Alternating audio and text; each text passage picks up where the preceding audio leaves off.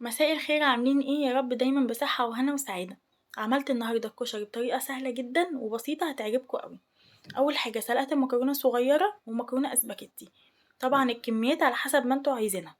وجبت الطماطم بتاعتي، ودي خطوة مهمة جدا في صلصة الكشري ان انا اسلق الطماطم.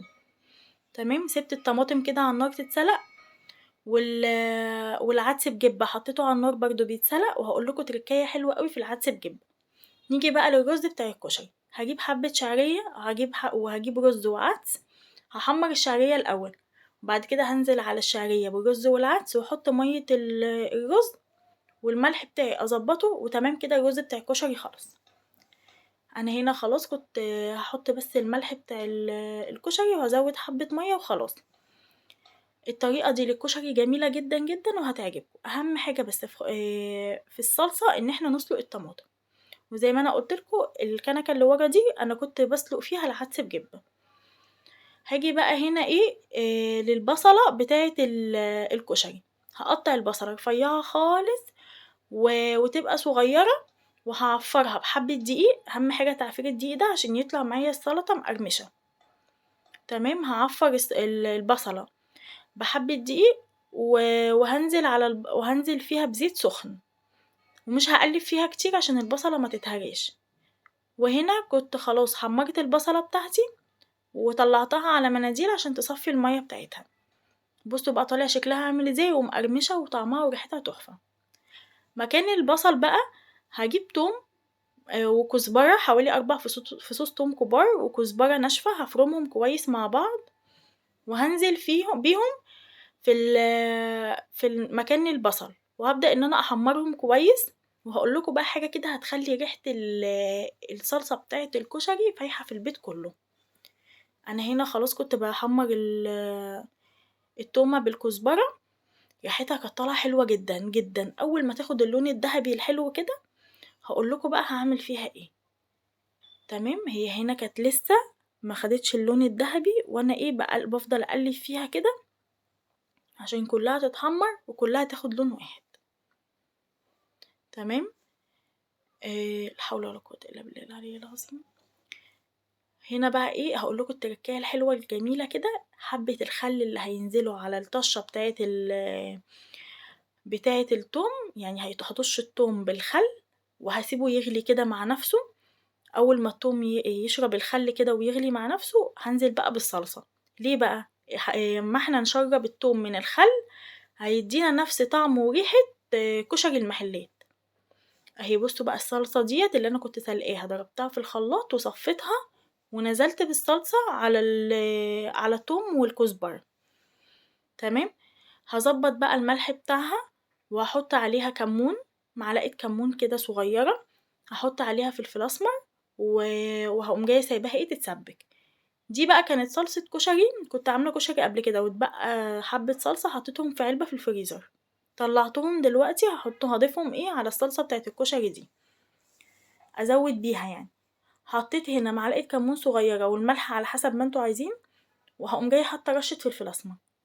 طبعا الكميات بتاعة الكشري على حسب ما انتوا عايزين. انا هنا كنت عاملة حبات صغيرة بس علشان احنا مش ياما.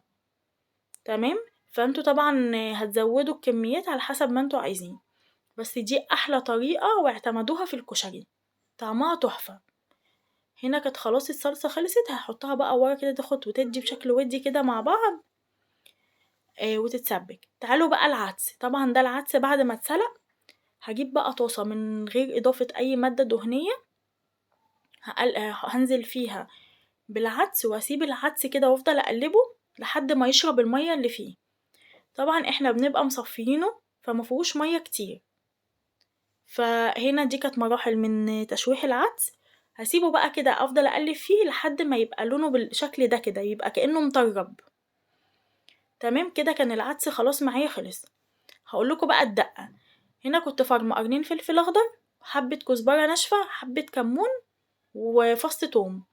فرمتهم كويس مع بعض وحطيت حلة على النار حطيت فيها كل اللي انا فرمته ده. تمام، وهضيف عليها عصير ليمونة، وهضيف ليها عصير ليمونة وحبة خل. تمام، وهظبط الملح بتاعها وهسيبها تغلي مع بعض. دي كده الدقة بتاعت الكشري زي بتاعت المحلات بالظبط السخنة الحلوة دي. انا هنا خلاص كده بضيف الليمونة. تمام. وضفت حبة خل كده صغيرين، وهسيبها تغلي مع حالها. هنا بقى هقولكوا بقى الشطة التقيلة الحلوة كده بتاعت المحلات اللي احنا بنجيبها دي اللي بتيجي مع الكشري دي بتتعمل ازاي. بتتعمل بطريقة سهلة جدا وحلوة.